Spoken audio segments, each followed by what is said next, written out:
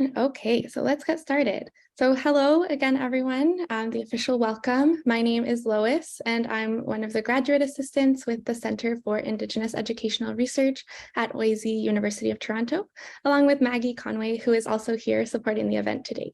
So welcome everyone to today's session. It's so great to see you here. Feel free to turn on your cameras if you so wish. And it's lovely to be sharing this space. So this event is our second talk of the Student Speaker Series happening this academic year. And there's going to be more talks happening throughout the next few months. So make sure to check back frequently at CIER studentseries.eventbrite.ca, where you registered for this talk. Just again, thank you so much for being here and for supporting the series. So for some logistics, please kindly keep yourselves on mute during the talk today, but do feel free to type any questions as they come up. And we're going to have a time for Q&A at the end of Troy's talk today. So feel free to just put them in as they come up, and they will be addressed at the end. We're also going to be recording the talk, and it'll be shared on the CIER OISE YouTube page and also on the Deepening Knowledge Project website for later viewing. At the end of the session, again, we're going to be opening up that Q&A.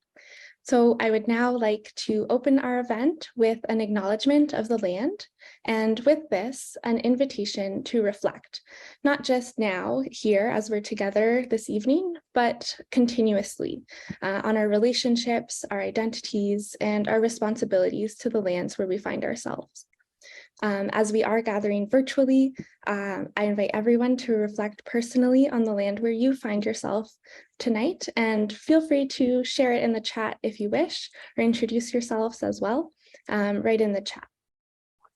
So I am personally calling in from Toronto, where the University of Toronto operates, and this is the treaty land and territory of the Mississaugas of the Credit and the traditional land of the Huron-Wendat and the Seneca. Toronto has been a gathering place for Indigenous peoples since time immemorial, and is today home to many Indigenous peoples from across Turtle Island, as well as millions of others who have come recently or not so recently, willingly or unwillingly, to this land. So I situate myself as a settler of European ancestry and as one who has benefited from the destructive colonial project on this land. This is a violent project which has worked for multiple centuries to dispossess Indigenous peoples of their homelands, cultures, and knowledges, to instead impose settler European lifestyles and values. This colonial violence is ongoing today and has not only impacted Indigenous peoples and communities, but has worked to destroy the land itself as well. Despite this destruction, the land continues to care for us and nurture us each and every day. So tonight, I do wish to express my gratitude for the land and for the Indigenous land defenders and water protectors who have resisted and who continue to resist against settler colonialism. I also acknowledge my own responsibility as a settler to likewise resist by deconstructing harmful colonial narratives, working towards the goals of Indigenous sovereignty, and fostering responsible, reciprocal, and caring relationships, both with one another and with the land. So in this spirit of relationship building, I am very, very pleased to present our speaker for today, Troy Shepard.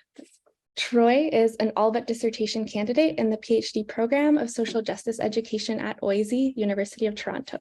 And today he's going to be presenting a talk about his PhD thesis, Decolonizing Western Scientific Epistemes, Implications for Mathematics Education in Ontario. So Troy, thank you so much for being here today to speak about your work, and I'm going to now pass it over to you. Okay, thank you, Lois. Thank you so much. Welcome, everyone, and thank you all for being here.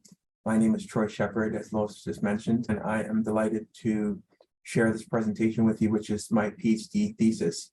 And as Lois mentioned as well, just please, and you're invited to type questions into the chat, and I'll leave some time for answering questions at the end. So the title, Decolonizing Scientific Ways of Knowing, Implications for Mathematics Education in Ontario. Can you hear me okay, Lois? Yeah? Oh, good. All right. So thank you for the land acknowledgement. Some of our goals: how might we decolonize science education and improve outcomes for Black males? Now, this is going to start with Black males, and then it's going to be universalized, as many of the scientific principles and mathematics in general are universalized. The principles will be universalized. And how might one decolonize number theory?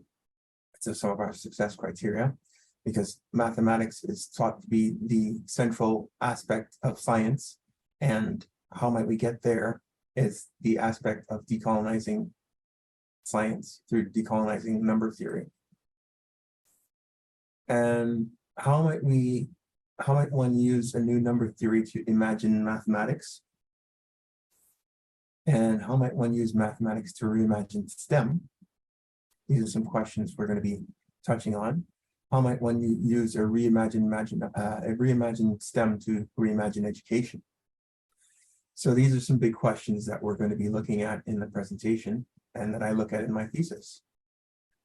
And how might this reimagined STEM revolutionize student outcomes, well-being, equity, achievement, and public confidence for Black males?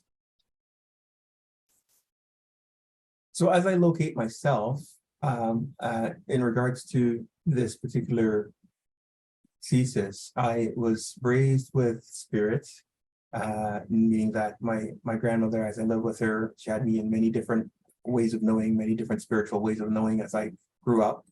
And as I went to high school, I studied science, and I noticed that those two ideas didn't coincide. I remember there was a story with one teacher in science. She after we'd finished doing an experiment with bleaching the chlorophyll out of some leaves, so the leaves were green, and then we put some chemicals on it, and then it turned white, and the color came out of it. And she said, at the end of it, she explained what happened with the chlorophyll, and she said, it doesn't happen because of God. And she laughed at that. And for my spiritual upbringing, I noticed that caused some dissonance between my scientific self and my spiritual self, because I wanted to know more about science. It had proof, it had all of this evidence, and of course I had the other side, which seemed more like superstition at the time.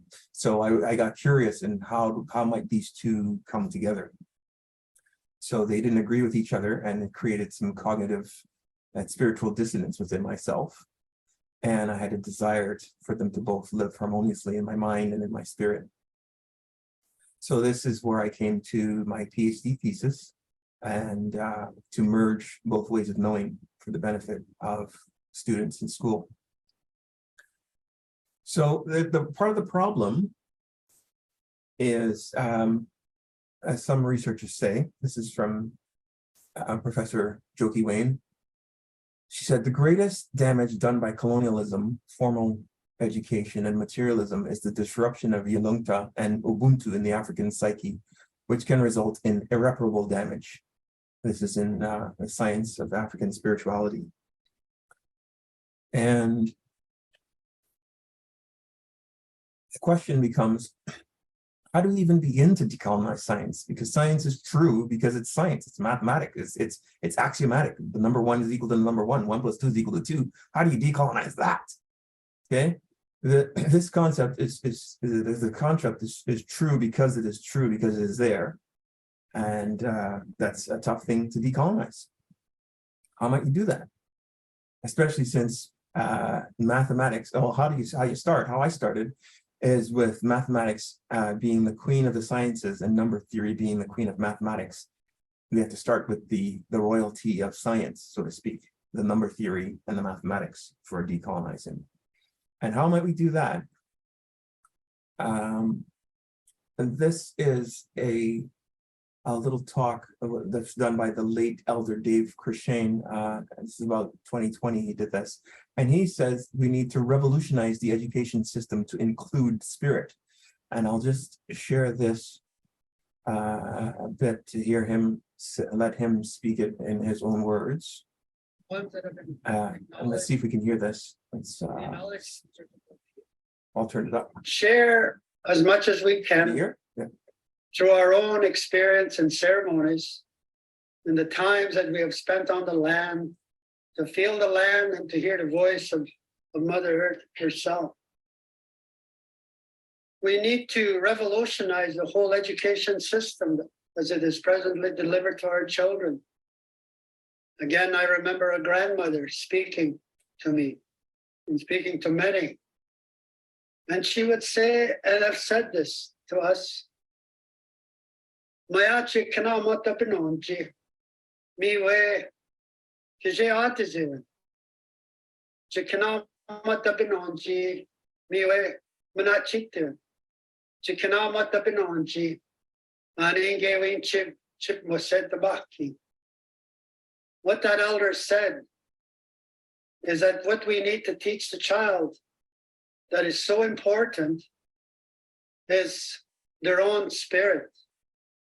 Is that what the child should be taught are values that would help them to have a good life. That they have a foundation of values that would connect them to the spirit and certainly connect them to the land. Okay, I'll pause that there. So the spirit is what is thought to be the most important part of the child and where we need to start. So let me continue here. And Linda Tuhiwai Smith said in Decolonizing Methodologies, to continue that, quoted, the values, attitudes, concepts, language embedded in beliefs about spirituality represent in many cases the clearest contrast and mark of difference between Indigenous peoples and the West. So how this came about with regards to spirituality is that in my case, in my special case, my particular case, I get some communications from ancestral spirits, and this is where the thesis came from. So I had some divinations in 2012, 2013 from some African Indigenous elders and some others who had said that I would be bringing forward this PhD thesis. And I didn't believe them at the time, but I was able to sort of hear this idea in my mind about how I would do this, and this is where this idea came about from.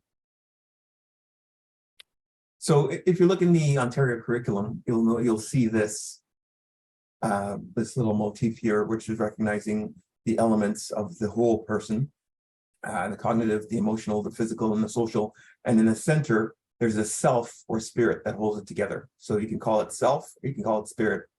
It's up to you. And it is this idea of the wholeness that keeps the self together. That keeps the whole object together as one. So in making connections to that, the thesis, my thesis, it could be said in a word, and the word would be oneness. In a sentence, it would be the number one is equal to itself. So there was a mathematician who wrote some axioms, and one of them is an example, a simple axiom. An axiom, by the way, is a self-evident starting point for further reasoning. So an example of that would be the number one is equal to itself. And this is how you can write it. A numeral one equal sign and a numeral one, or as a sentence, the number one is equal to itself. And people would just take this as a taken for granted, obvious starting point that we wouldn't argue with. And however, decolonization is not a metaphor, but we can use what I'm calling the axiom metaphor to decolonize scientific ways of knowing. Pardon me. Now, the axiom metaphor, as I coined, is a combination of an axiom and a metaphor. An axiom, as I mentioned, is a starting point, a self-evident starting point for further reasoning.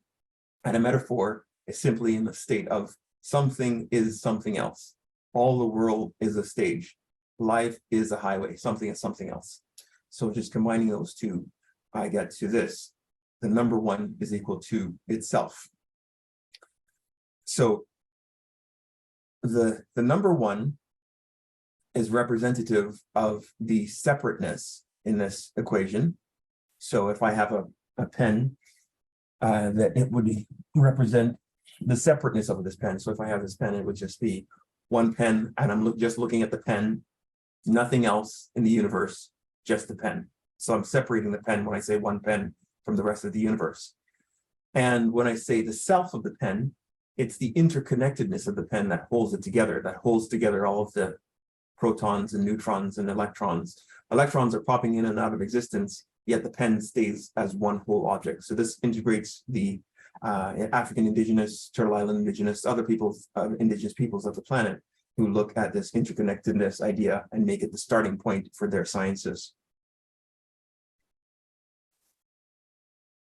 So we have the other side of the coin of the separateness of the number one is the wholeness or the interconnectedness that keeps the pen together.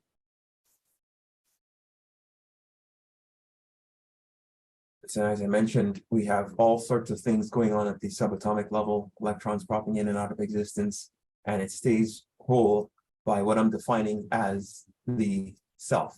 So it would be the self, or the wholeness, or the interconnectedness would be as abstract a concept as the number one itself. The number one is the separateness, and the self or itself is the wholeness. So this other side of the coin of the number one that I introduced, the number one is equal to the itself because we can observe the interconnectedness or a field. The interconnectedness can be represented by the field of an object as much as we can observe its separateness. So if I look at a pen, I can see it's separate, and I can also see that it's whole. And that's true for any object or any unit. So proof to our logical mind, we have in mathematics, we have this idea of abstraction in numbers, and that's the idea that our quantity can be represented by different things. So I can have one or five things, five like objects, five different objects. So I can say one pen, one cart, one toy, one universe. I can represent it, abstract the number one to anything at all. And then this other idea of unitizing, where if I have two, it could be one group. Three is one pair rather for two, one triplet, one quartet, one hand, one pair of hands, all the way to infinity, which is one concept. So any number of things can be unitized. So when we put some examples, a triplet, a quartet, a hand, one concept. So there's no limit to abstraction because there's no limit to our imagination. So one chair, a thought, and a ball is, anyone think of what that might be? Type that in the chat. How can we unitize and abstract those three into one? Call it one something. I just wanted you to think about that for a second. I called it one fraction of the universe. Let's just get this up here. As an example, democracy, a doorway, and the Tao is one great mystery.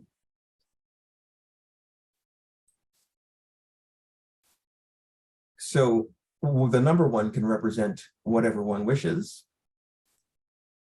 And through metaphor, the self can represent whatever one wishes. So and this comes from the grade 7 Ontario curriculum, we have metaphor.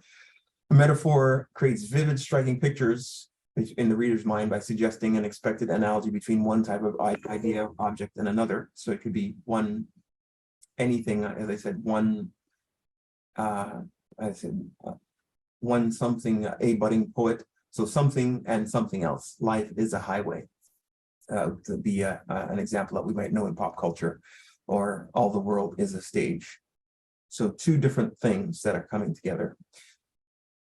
Then there's no limit to metaphor because there's no limit to our imagination.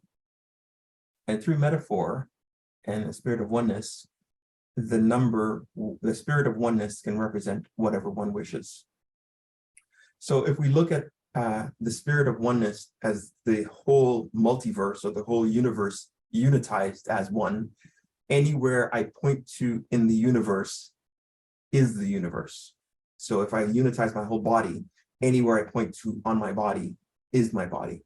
So it can be represented by whatever one wishes through metaphor, through relativity. So that means that through transverse relation, if A is equal to B, so the number one can be whatever one wishes, and B is equal to C, that means the spirit of oneness can be whatever one wishes, then that means A is equal to C. And if that's the case, then the spirit of oneness is equal to the number one. So the starting point, this means that the starting point of spirit, which is indigenous ways of knowing starting point, is as truthful as 1 + 1 is equal to 2. And why is that useful to us? This is talking about abstracting, is the same as metaphorization, because we have, this comes from the Ontario curriculum, abstraction representing different things or ideas. And we have the metaphor representing different objects or ideas. So I can have the number 5 representing anything at all through abstraction, and I can have a metaphor representing anything at all through my imagination and through poetry. So that means the arts can be as truthful in creating truth, fundamental truth, as mathematics is.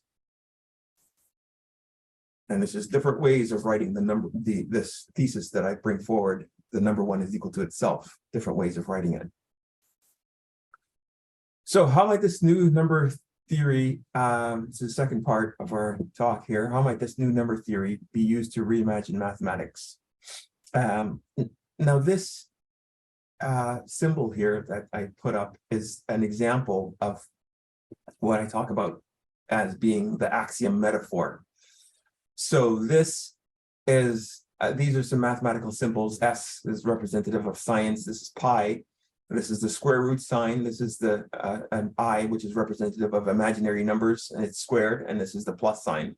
The reason I put this up there is because through the axiom metaphor, this is spelling the word spirit. The S is just the letter S. Pi is how you spell pi, so it's S-P-I. The root sign is representative of the letter R, S-P-I-R. And if you take the square root of I squared, you get I. So you get S-P-I-R-I, and then the plus sign is representative of the letter T. So this is a different way of spelling spirit. So it's just saying that the starting point in mathematics is as true as the starting point in indigenous ways of knowing. They're both invisible because I can't see pi, nor can I see spirit. It is just abstract as numbers are. So this is useful in problems. In problem solving, if we say that the number one can equal to anything at all, then students' minds can get more open to know that 1 hour is equal to 60 minutes, 1 dozen is 12, 1/4 is 25 cents, and so on. They can get that unitizing is done in very many different ways, and it's sometimes abstract how we do it. We choose a unit, and then we make it into smaller parts, so we say these smaller parts is equal to 1 unit. So that can open up their minds in terms of abstracting and unitizing for mathematics in problem solving and in other areas of math. So this is one example of how, bringing it down to earth, how I might talk to the students. Pardon me. When students first started in kindergarten, they learned that this represents 1, this represents 10, this represents 100, and this represents 1,000. But when they start in grade 4 and 5 and they start learning about decimals, if their minds are stuck on this being 1, then we have to throw out the manipulatives in grade 4 and 5 when we're representing decimals. But if they know that the number 1 can equal anything at all, it can represent anything, whatever one wishes, they can know that this rod can represent 1, and then this cube can represent 1/10, and we can still go on representing decimals with manipulatives. Or you can say this represents 1, and this represents 1/10, or whatever the case may be. If this represents 1, this is 1/10, this is 100th, and this is 1,000th. So that's the idea.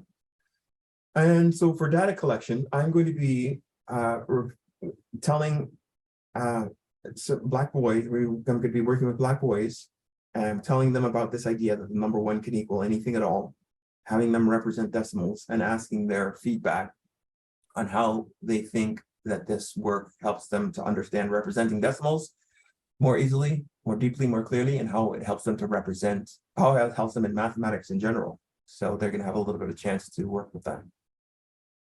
And here are some of the questions that I'll be working with. Tell me about a time that the learning that happened for you. These are some of the questions. Just have you look at that briefly.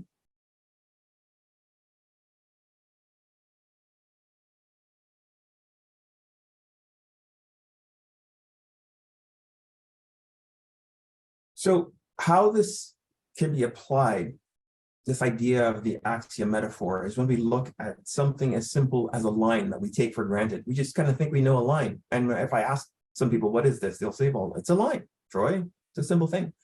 Then I say, well, it's a representation of a line. But if I were to measure its width, then I can say that it's about 0.05 millimeters. So then if it has width, it also has length. This is actually a line segment, rather, to be more accurate with mathematics. It's a line segment, and it has width. However, if it has width, then it has the dimensions of length and width, and it becomes a rectangle.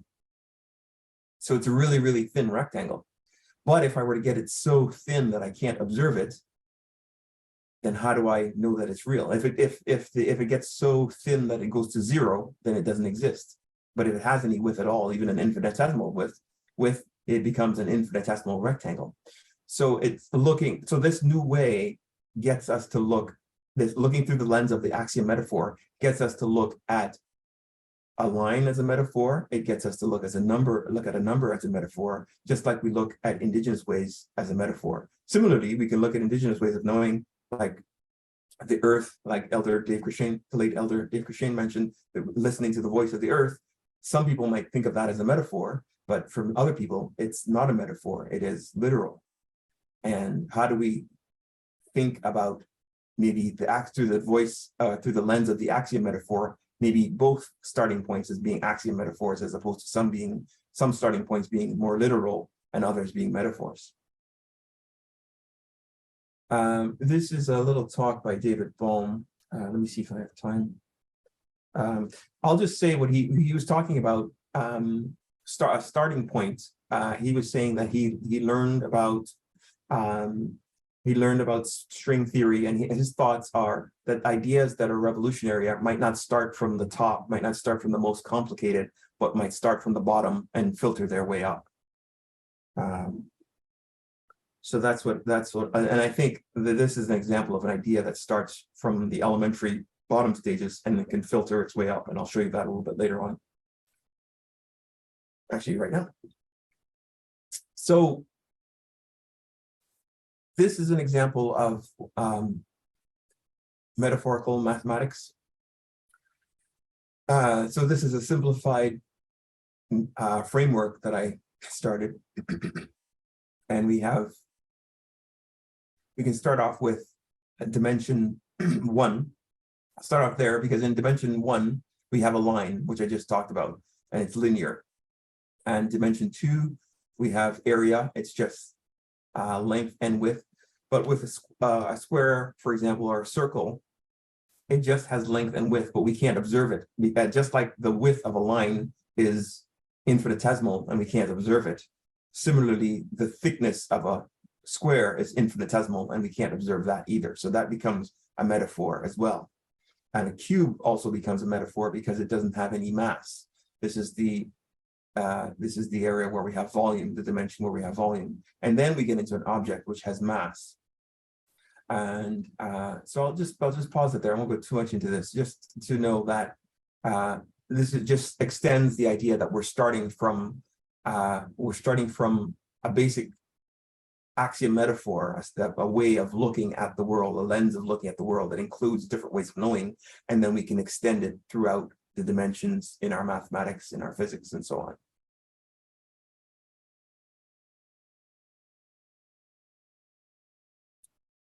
So how might we use this? How might this new mathematics be used to reimagine STEM education? And so we have these couple of definitions that come from the Ontario curriculum. And I mentioned abstraction is the same as a metaphor. And an example of that is when we have the number 1. If I say, Lois, may I have a pen, please? How many would you give to me? 1. 1, thank you. So this is saying that the word a, through the axiom metaphorical framework, the word a is equal to the number 1.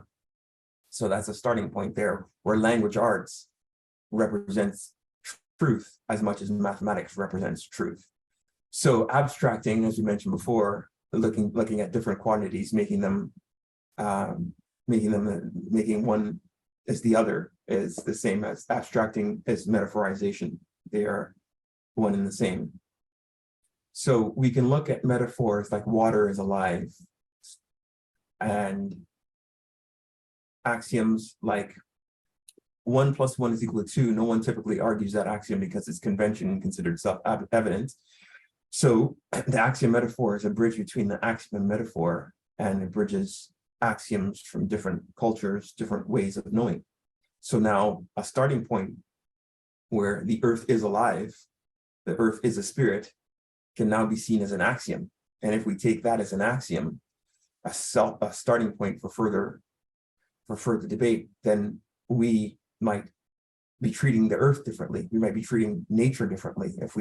If we know that the earth is alive and we accept that as an axiom, we may be looking at climate change more in different ways.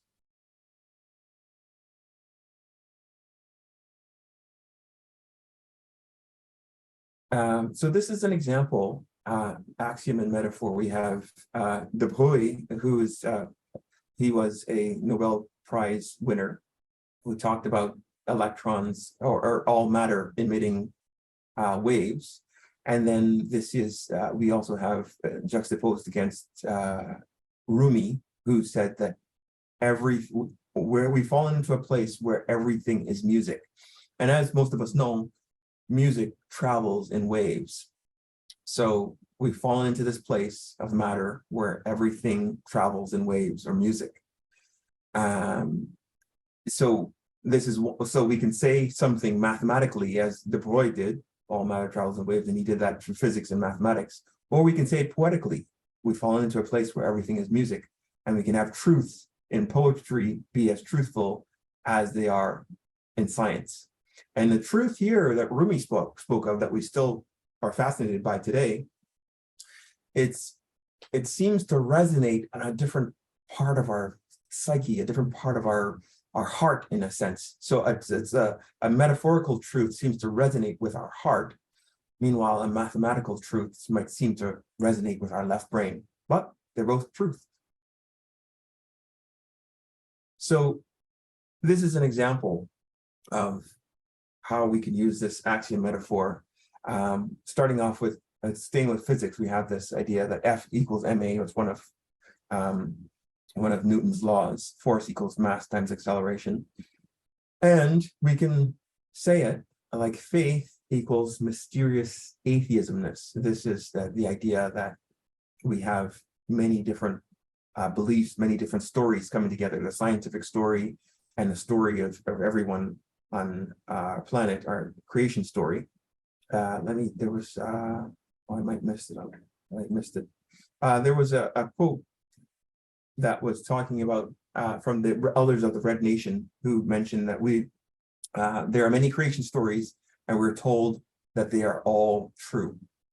That's from a book called Elders of the Red Nation. So in this case, the A is underlined and bolded and scripted so that it could mean anything. So before I go on to that, we can have this equation might mean if F stands for force, M is mass, and A is acceleration. It just basically means the bigger that the more mass that an object has, the more force I have to use in order to accelerate it. So if I'm trying to accelerate a huge boulder, I'm going to have to use more force to accelerate it than if I had to push a feather, and it's proportional. So the more mass there is, the greater force I have to use to accelerate it to the same level of acceleration.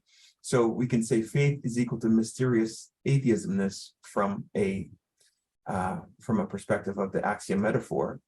And the A is special because it can mean A as in one, as in may I have one pen, A as one.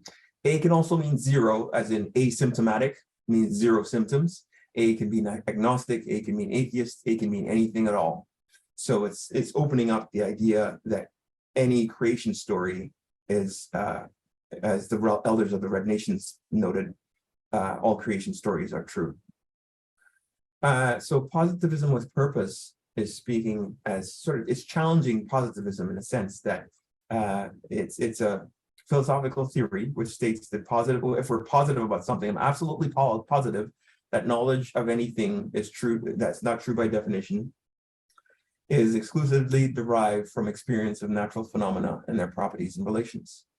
Thus, information derived from sensory experience as interpreted through reason and logic forms exclusive source of all certain knowledge. So this is what positivism is defined as.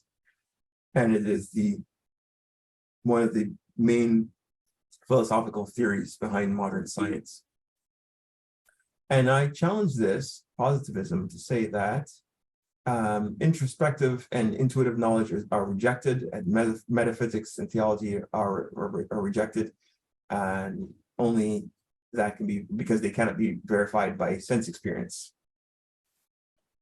Let's check the time here. However, sense experience in Western scientific ways might be seeing, hearing, smelling, tasting, and touching. However, from an African indigenous perspective, Credo Mutwa writes, there is nothing supernatural. Everything is natural.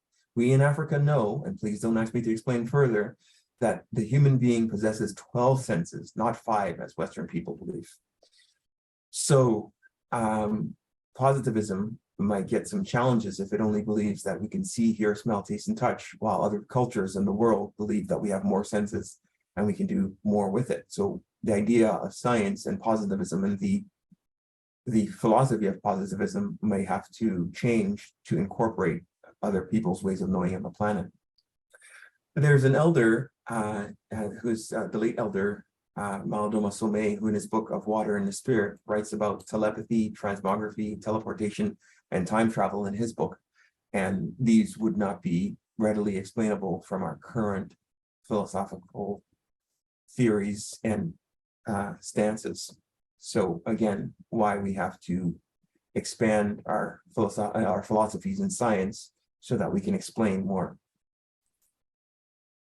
Now, how might this reimagined STEM revolutionize education for Black boys? As I said, it's starting off with Black boys, and because these are universalized concepts, it's going to be universalized.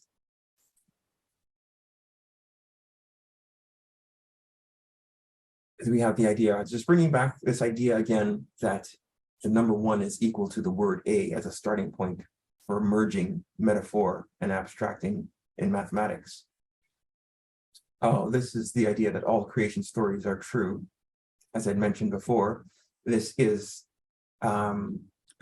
mentioned by the elders of the Red Nation. And so this idea that the number one is equal to the word A, currently we have mathematics being the truth sayer for education, and then physics depends on mathematics, chemistry depends on physics, all the way up to the arts, which is known to be, I guess, maybe the least truth saying. So that this is the pyramid where mathematics can speak the most truth and the arts can speak the least truth. And I came up with a couple of ideas. We can have a couple of triangles, maybe another triangle where there's another one at the top, and arts are saying as much truth as mathematics are, as we have number one is equal to the word A. Or we can have a circle where there's more interconnectedness, more transdisciplinary studies where there are multiple truths that are generated from these multiple disciplines. So this is looking at education in a different way, where truth can come from the arts, from as Rumi spoke the truth, that we have fallen into a place where everything is music.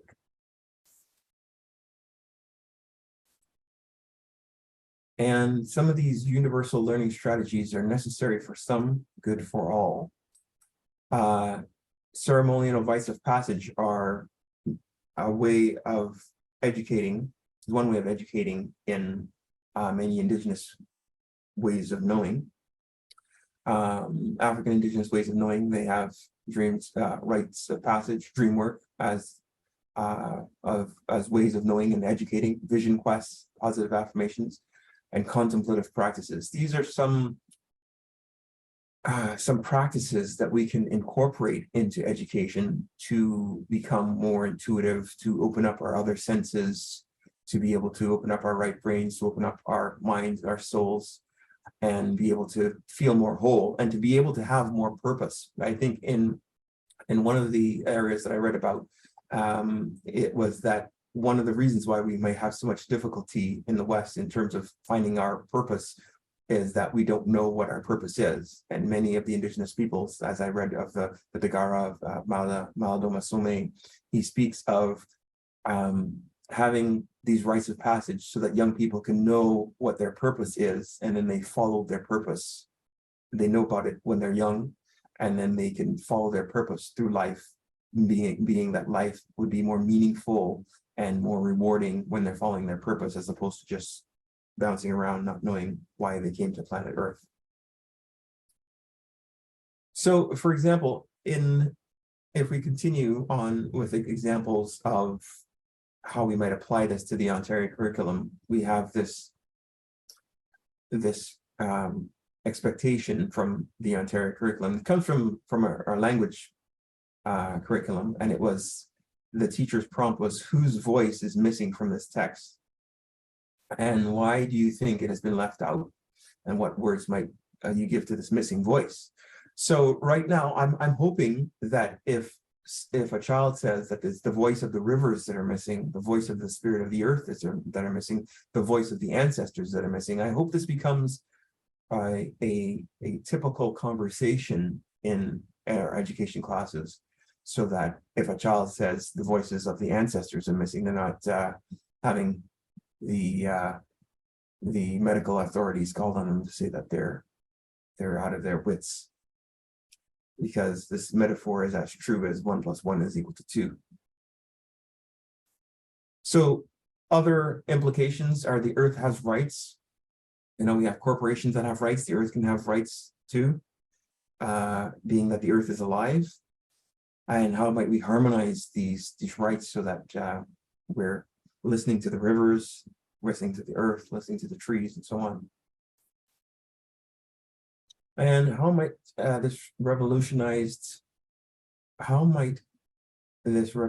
education, revolutionize student outcomes for equity, well-being, and achievement, and public confidence? As I was alluding to, Oki Simin Forrest writes that, and with regards to mental health and well-being, that she writes that Natives say that crazy people are touched by the Great Spirit. And now that's a different way of looking at mental health and well-being compared to how we look at it in the West, where they're looked at as crazy and they're chemical imbalance. And there's a lot of stigma that's attached to it. And Mandaza Kandemwa says, we become excited to hear messages from the spirits. So I'm suggesting, as in my case, I was diagnosed with bipolar, and the voices that I heard are the voices of this thesis that you're listening to. So I'm hoping that this can be a revolutionary way that people who have experienced mental health and mental illness can be trained, can be mentored, so that they can ground many of these ideas that they're hearing and seeing, which I suggest is coming from different dimensions, coming from their ancestors, coming from discarnate spirits, and they can work with other healers to help them ground their ways, know what their purpose is, and live a different life than if it's just looked at through the lens of Western science, for example. Then we look at the Universal Declaration of the Rights of Indigenous Peoples. If we look at it through a legal lens, Indigenous peoples have the right to manifest, practice, develop, and teach their spiritual, religious traditions, customs, and ceremonies, the right to maintain and protect and have access and privacy to their religious and cultural rights. And I'm thinking from this process to looking at how do people of African descent and people from other descents, from other indigeneities from the world, how do they, under the spirit of this law, recoup their indigeneity as well, return to their indigeneity in meaningful ways? How do we look at rites of passage and some of the ways that Indigenous peoples bring? How do we look at those ways as progress? And I will pause it there because we're coming up close to the end. I'll pause it here for to leave some time for some discussion. Thank you. Thank you so much. Thank you so much, Troy. That was fascinating. Yes, I see a comment here in the chat. Myri says, Troy, I've loved your talk. It resonates so deeply with how we have taught our children about diversity of truths, thoughts, and ways of knowing, spirit, and needs to run. But thank you. Thank you. Thank you. Oh, I think, yeah. And how it can help with the Ontario curriculum. Yes. Yeah, I thought that was fascinating for this, this notion of getting beyond like seeing things in such a like positivist black and white way, which I think is in many ways how math and science and STEM is being taught. And so I think it opens up so many interesting doors, like you've said, Troy. I'm wondering where sort of you are coming with your thought on like the connection to the earth. Like that part fascinated me a lot on how the earth has rights being a new axiom. Yes, that would definitely be a useful one in the days where we're experiencing climate change. Mm-hmm. Many of the Indigenous cultures around the world have a different way of looking at the earth, looking at nature, that nature is their starting point, and they listen to nature, they can hear the voice of the plants. Some of them are able to communicate with plants and communicate with animals.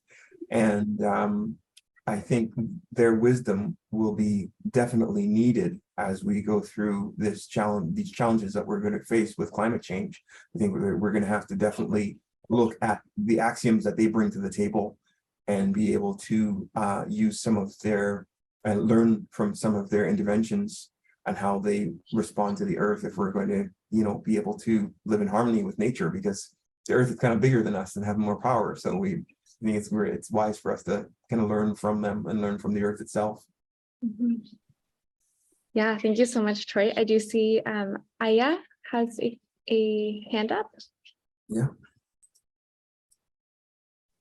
Yes, greetings and good night. I really enjoyed this talk as someone who is on this journey of decolonizing education, as I'm homeschooling my son. Yeah. And I've been unschooling him for years, and I'm currently homeschooling right now, in addition to some other supplementary education. And my question as a homeschooling parent as well, who is, African, identifies as African Caribbean. One of the things that has been on my mind a lot is, as it pertains to what we call academics, if you look at, as you were saying, Troy Shepard, you were speaking about, the fact that our ways of seeing math is from a colonized perspective. Yeah. And one of the things that's very interesting as a homeschooling parent, and as a parent who deals with other parents who are homeschoolers and parents who have children in the school system, is what can be done for this information to be passed on to the youth who need it. Rather than it be, as it is being a discussion that we're having as adults, it's important for youth of African origin to understand this information because what's happened is the educators in the school system, even though they may be Black or they may be of African descent, they don't even understand their own cultural reality. So they're teaching Black children, and they're teaching, Black children from a perspective that is not including the indigenous ways into the curriculum. Some people say, it's great for the, Black students to have a Black teacher, but what if the teacher is coming from a totally colonized space? It wouldn't make a difference what their race was. Yes. Do you understand what I'm saying? So yeah. I had this issue with my son in the school system, and I had an issue with myself as a homeschooling parent because I was bringing in a lot of colonized concepts to my education, to the way I was educating him. So not to be too long-winded, but I just wanted to close off with saying I would really like this to be, as a youth educator, not only of my own son, but other youth as well, other youth who are of African origin, whether it be Caribbean or from the continent. Yeah. I really want to see something done within the TDSB curriculum. My son was going to Afrocentric school. And one of the things that was happening at Afrocentric school was you were having students who didn't want to identify with Africa, and they were in an Afrocentric school. Right. And these are Black students who don't want to identify with Africa and who think that, Africa is something to be scorned, and they're going to an Afrocentric school. Right. This was a while back. This was way before, because my son is a teenager right now. Yeah. I really thank you for this lecture. And I just wanted to say, I'd like to see how this can be integrated into the curriculum, because I've had a lot of struggles homeschooling, looking for information like to curriculum information to share with my son. And I couldn't find anything. Right. Looking for African-centered curriculum information. And I had to create curriculum for myself, which, you know what I mean? Which was challenging. So I'm still homeschooling, and he's in high school, but I just wanted to see how, as someone who has a Black boy, so it's one thing to talk about Black boys and one thing to actually be raising one. Right. Coming from an African-centered home. And then, the other piece I wanted to add was that with African spirituality being a key point in it, decolonizing how we even perceive African spirituality. Because when you look at Ifa and the Ifa corpus, I'm sure you're familiar with Troy Shepard, Ifa Orisha is math. Mm-hmm. Yes. So then the whole concept of academics then needs to be reframed, because Ifa needs to be studied as an academic, as an academic system. Yes. Some of the Igbo divination is actually math. Yes. So then why are we calling it divination and not calling it math? So the very way that we're speaking about education is called, so education itself, what I would want to close to say is, as someone who has been doing this for years, education itself is colonized. Yes. So the whole system is to get us to stop, get us to actually not only decolonize education or decolonize math education, but decolonize what we call education. Yes. Yeah. So I think that is key. We need to decolonize what we call education. As someone, as myself, who I teach about African spirituality and so forth, people would not call me an educator, but I am.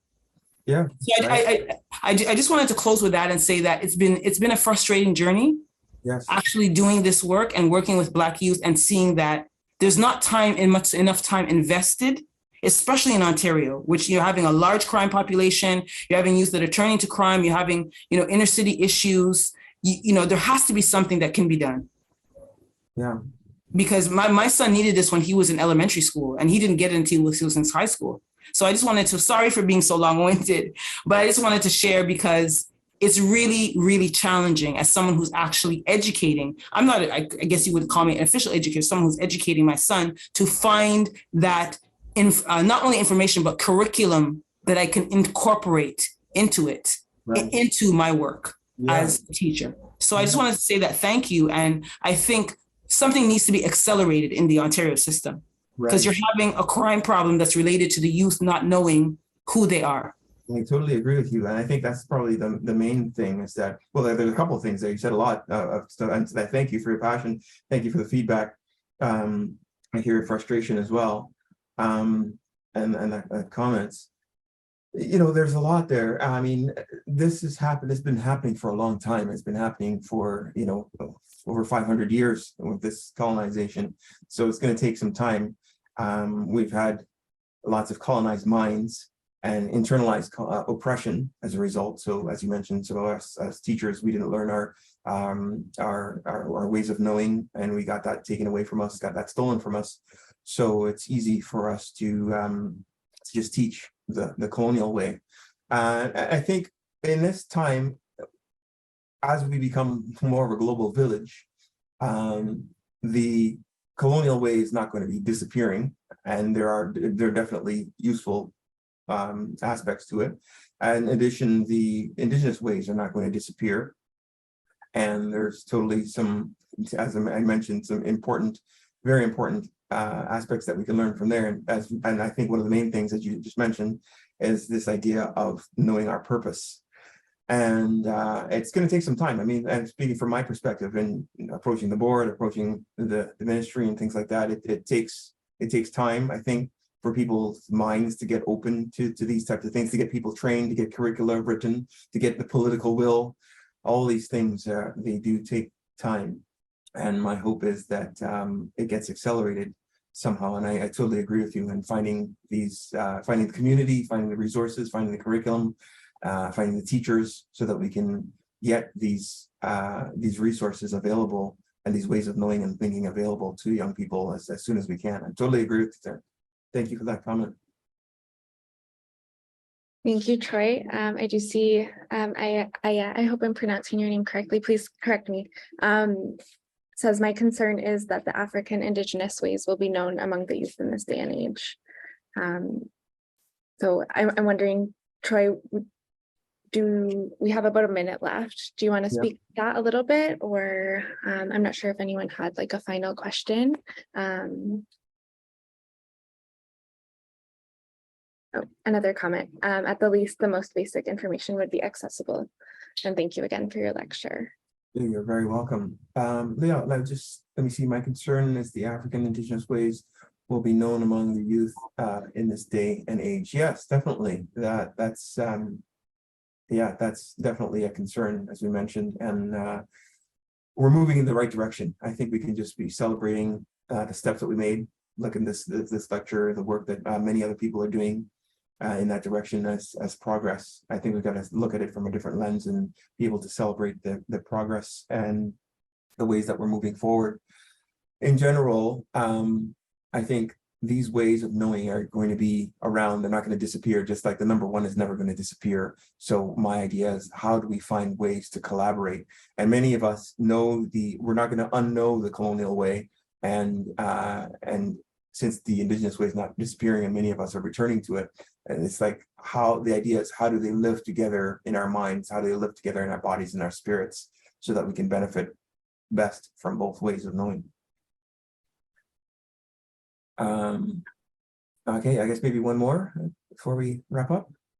Sure. Yeah, Troy. I wonder, I see a question here from Peter. How to teach in different ways, perhaps, for different folks? I know you're focusing your work with Black boys. Do you see there perhaps being a difference, like depending on race or on background or on cultural or epistemological difference?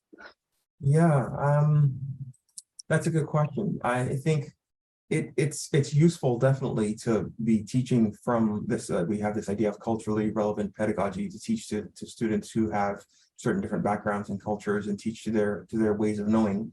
And then the other, what makes it a little bit complicated too, is that many of us in this day and age have different ways of knowing. Like, I'm from the Caribbean, I speak English, I don't know my indigenous way of knowing, and so I think many people in this day and age would benefit from some form of way of knowing that includes both. So my idea is, how do we get these other ways of knowing, these mindfulness, these rites of passage, these vision quests? And actually, it started out with the indigenous students, Black students, and then be able to universalize it to everyone, because everyone can benefit from it. So I'll pause it there. Thank you everyone for your comments and your questions. Thank you so much, Troy, again, and thank you everyone for engaging. That was truly fascinating and eye-opening, as some people have also said. And perhaps, Troy, if you could type in the chat, like, your email, if anyone wants to contact you, and Sure. Yes. we will post this on the CIER OISE YouTube page, this recording within the next few days. So if anyone wants to sort of go back and think about these ideas a little bit more, that will be available for you. But I think we're at 8:03, so perhaps I will leave it there. Thank you again, Troy, and thank you so much, everyone. Have a good night. Thank you, everyone. Thanks.